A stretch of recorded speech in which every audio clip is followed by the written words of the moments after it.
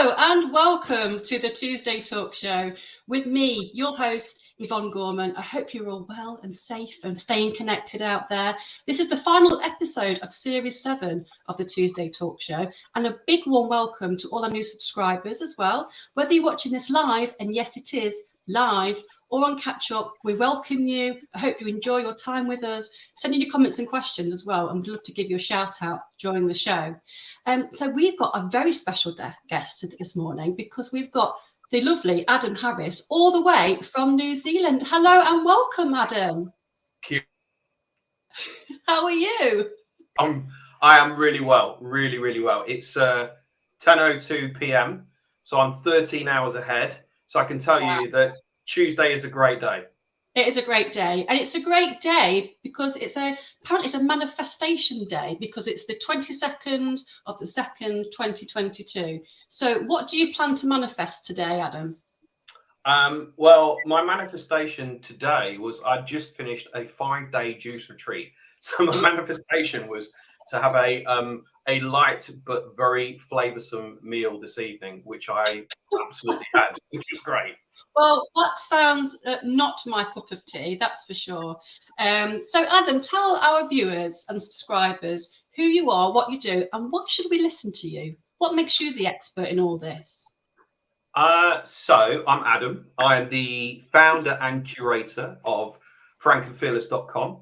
So, we specifically work with leadership teams, chief execs, MDs, and help them have more focus, more flow, and more fun.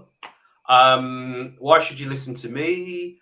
I've been there, done it, got the t-shirt, got the scars, got the wounds. Youngest Vistage chair in the world ever. So wow. Vistage, global organization, running mastermind groups for chief execs and MDs. Qualified teacher, lecturer, loads of different awards, and just kind of a nice guy that creates the right space for people to be challenged.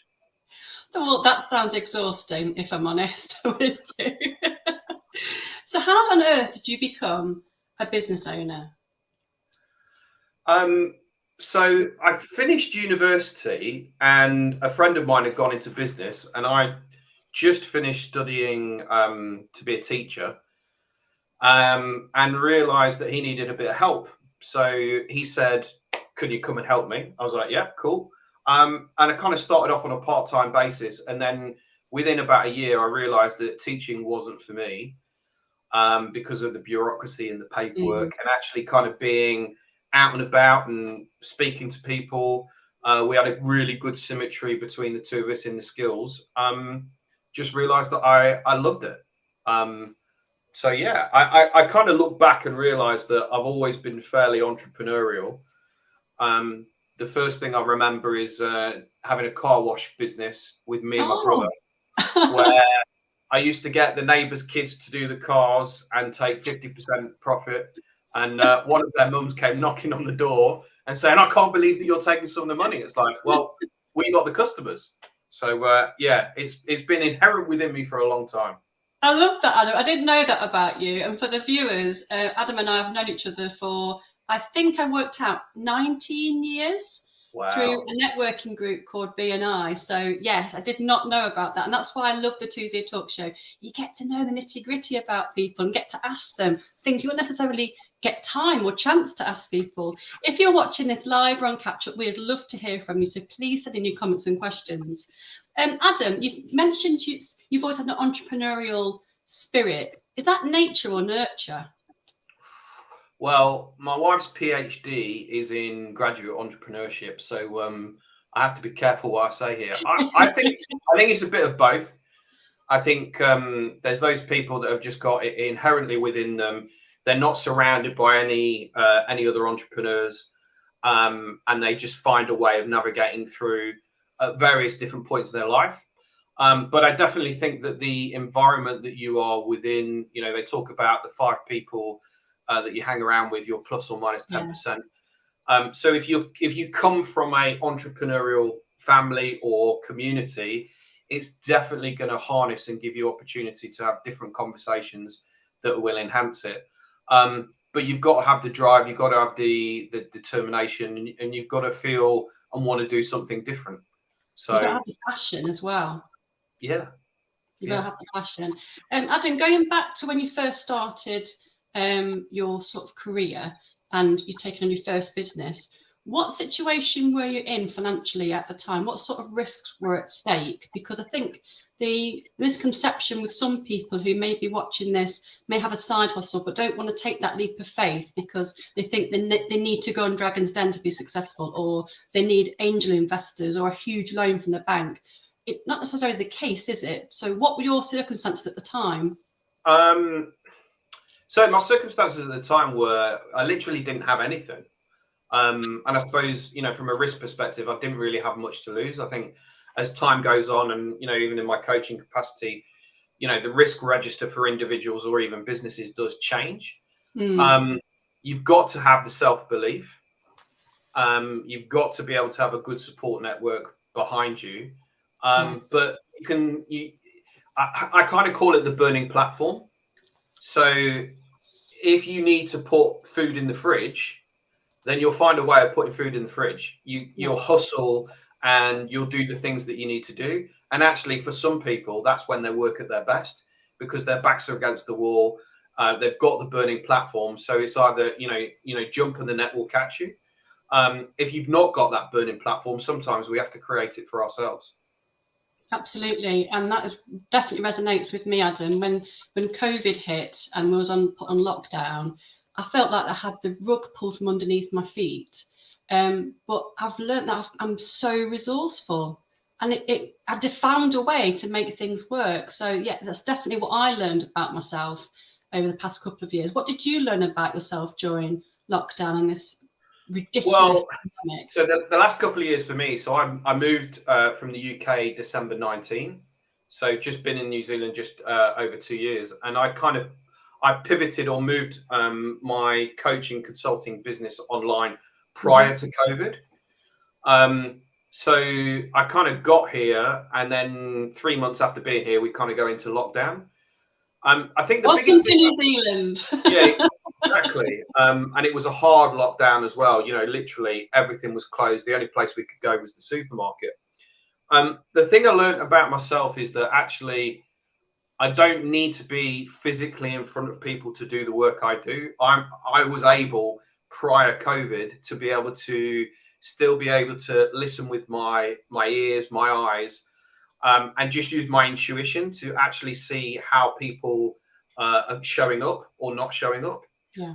I think it's important to mention as well, I also noticed and observed those people that were receiving some sort of external support challenge or coaching, their ability to be able to adapt and be resilient was a lot quicker to those people that weren't. So I talk about something called wargaming when I'm working with boards, and this is around kind of going through situational analysis, putting yourself in a situation that might happen and then go, right, okay, what would we do? So imagine kind of sitting there, picking an envelope and go, right, okay, we've just lost our biggest customer. What do we do?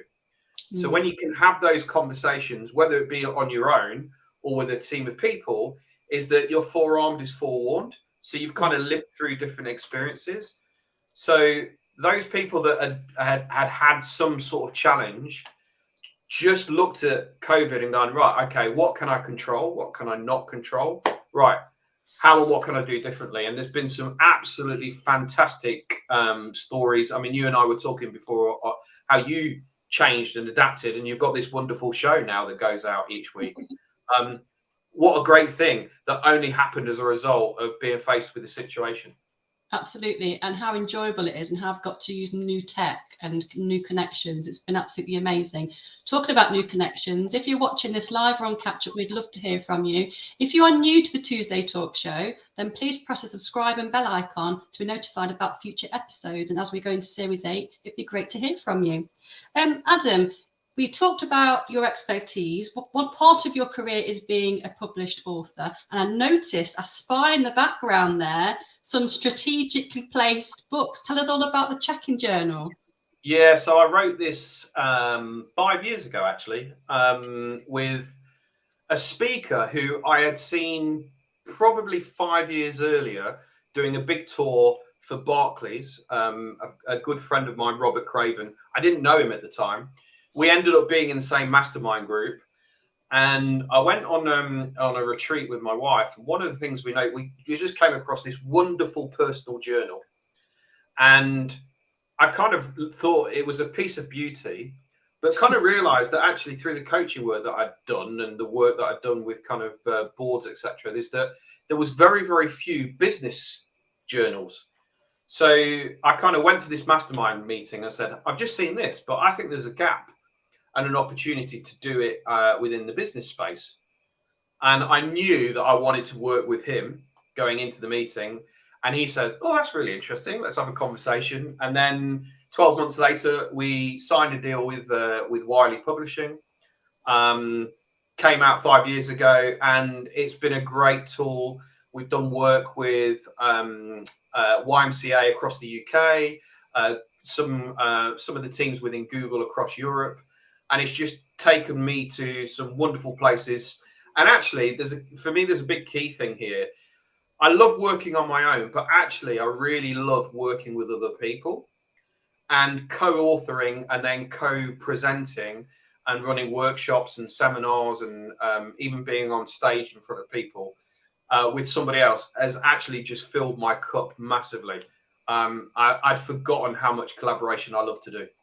You mentioned there that you work with the YMCA throughout the UK, and talking about the UK, because you are currently in New Zealand right now, which is really exciting to be streaming across the seas. We've got Mark Harrison going to say hello. Morning, Yvonne. Evening, Adam. Thank you.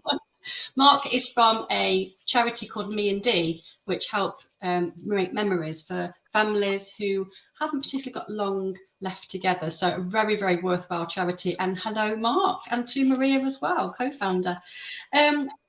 Adam, the thing about coaching for me is that I would need to find someone who has been there, done that, hit rock bottom, gone sky high, got the T-shirt. How do we find a good fit in terms of a coach? What are your top tips? Do we have to even like them? So it's funny because a lot of my clients say, you know what, Adam, when I first met you, I didn't like you.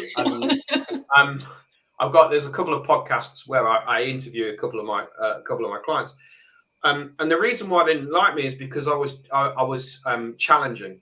I was asking questions that maybe they've not wanted to ask themselves. And felt uncomfortable being asked. Yeah. Absolutely. And I think that's the thing for me is that if you find a coach where it's too familiar, you're kind of verging on potentially a friendship stroke mentorship, which is perfectly fine. But actually, if you want to be challenged and you want to achieve more, then potentially a coaching relationship with somebody where you're not as friendly and actually there can be that challenge. For me, it's about having your questions questioned and not necessarily about having your questions answered. I think it's always worthwhile speaking to other people that you know within your network that have got a coach. I think recommendations is really key. And then it's just a case of just kind of going out into your network and really being quite clear about what it is that you want from the coaching engagement, but as importantly, what it is that you don't want. You might have to go through a couple of conversations or even a couple of coaches to find the right fit for you. So be prepared to be challenged. Yep. Don't be too familiar with them. And also, can you afford to have a bit of a falling out as well? Because that's sometimes quite healthy. Adam, time is flying by, as it always does on the Tuesday talk shows. We're going to dive into some more questions. So this series is all about helping people smash out 2022, grow their businesses, grow themselves, improve their processes. So thinking about all the clients that you've helped so far, is there a common theme that people struggle with the most? And if so, why do you think that is? So I think if I look at the top of an organization, so a chief exec, MD or business owner, probably the biggest thing is around isolation relief. So I've got all these challenges, issues, problems and opportunities within day to day. Who do I speak to? Where do I go? Where's my sounding board? It can be a very, very lonely place. Yeah. I think if I then look at the next tier below, so kind of anybody that's reporting up, a big challenge, and this is actually for everybody, is actually about kind of self-limiting beliefs, imposter syndrome, am I worthy?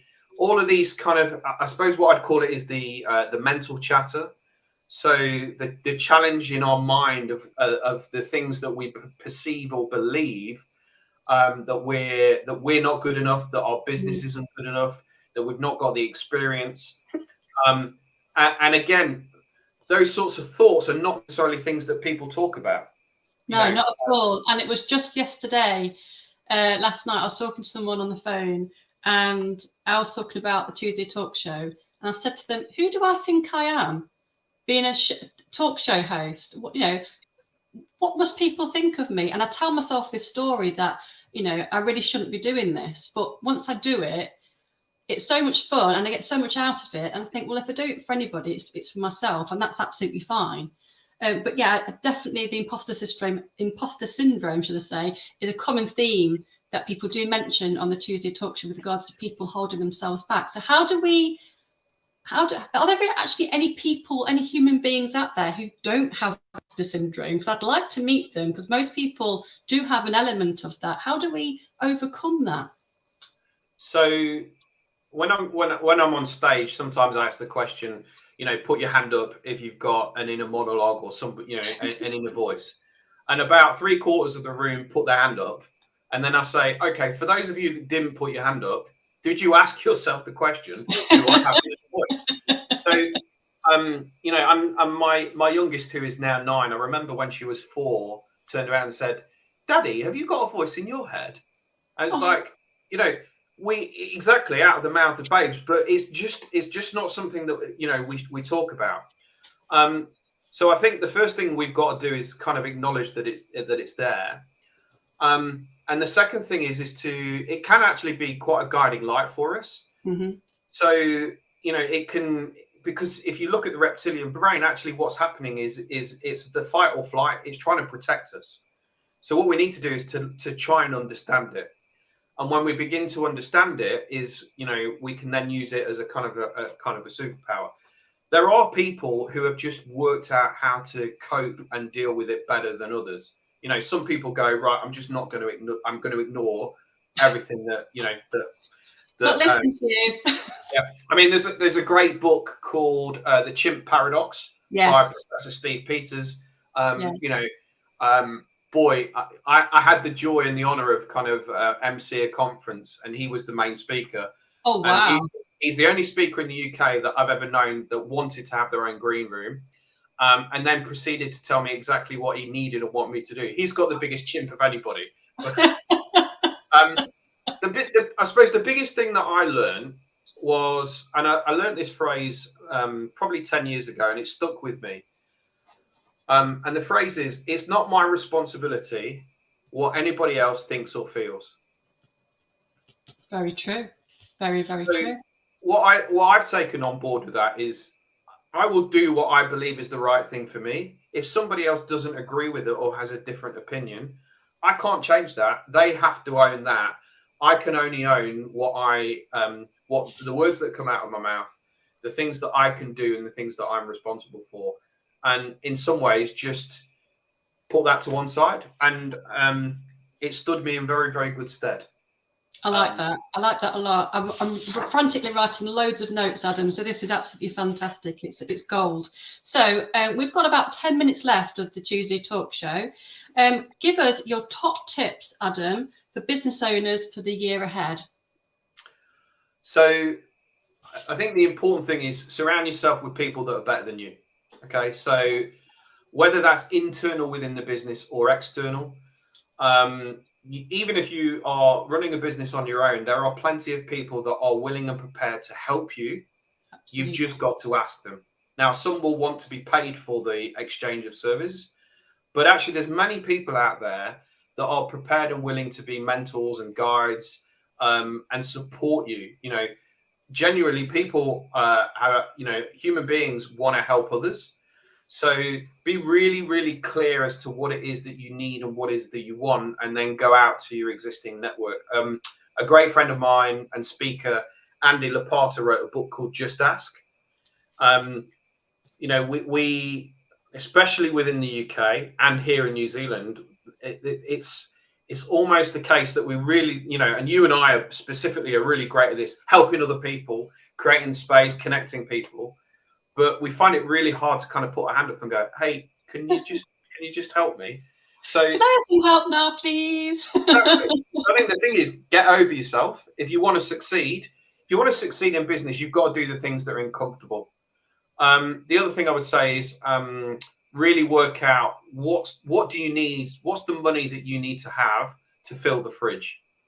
So work out what the minimum amount of money is that you need to pay yourself to ensure that you are doing the right things. Now, as you know, and I had this on multiple points during my journey, sometimes you have to do the things that you don't want to do because you need to earn the money.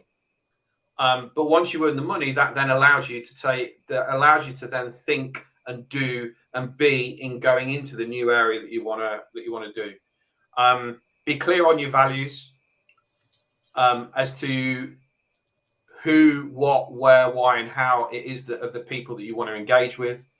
And don't pretend to be anybody else because everybody else is taken. Just be you. Oh, that's a really nice one as well. Absolutely. Well, that's really absolutely fantastic advice.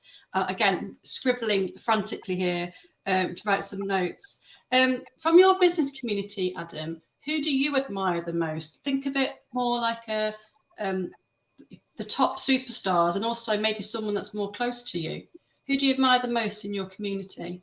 Do you know what? The thing is, over the last 15 years, as I've trained and I've qualified as a coach and done more and more work, I kind of admire everybody. And I know that's a bit kind of cheesy, but I think I've kind of learned this massiveness about empathy, about non-judgment, about, you know, walking in other people's shoes.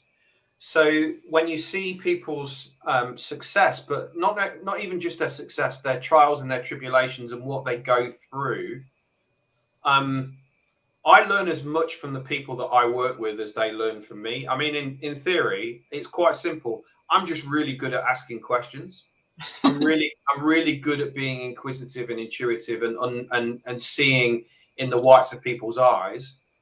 But I learn as much from them as they learn from me. Yeah.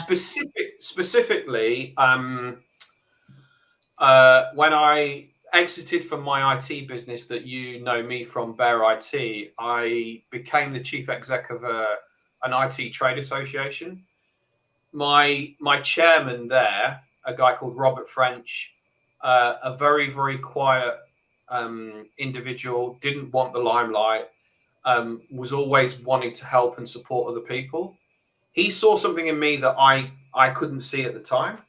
And by taking me under his wing, and I didn't know it at the time, he helped give me the foundations and probably work through a lot of the self-limiting beliefs and my own mental chatter, and helped give me the confidence to realize that I could actually achieve and do anything I wanted to do. You know, I suppose in some ways I look back and that was quite a pivotal moment for me, and allowed me to become more frank and fearless with myself and other people. And if it wasn't for that and plenty of other things, I wouldn't have made the decision and the uncertainness about moving, you know, not just countries, but to the other side of the world, and kind of going, hey, let's give it a go. And it's a good time to ask the question, Adam, whilst we are thinking about the past, if you were to go back to your 21-year-old self, what advice would you give him? I would say keep it clean. Keep it clean. I think probably the biggest thing is that enjoy the journey. You know, the things and situations are going to happen. It's not all going to be a bed of roses, but actually that's what's going to define and make who you are. and have fun along the way. And I look back and think, wow, I've been involved in some absolutely amazing stuff that just by saying yes to, I was a professional lookalike and been on TV. I had a business which supplied inflatable extras to the TV and film industry. So at one point, we had 8,000 blow-up dolls. I was the youngest Vistage chair in the world. I've been able to travel across the world, speaking.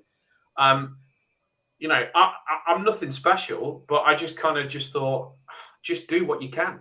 You've showed up in life, and the opportunities were there, and you took them.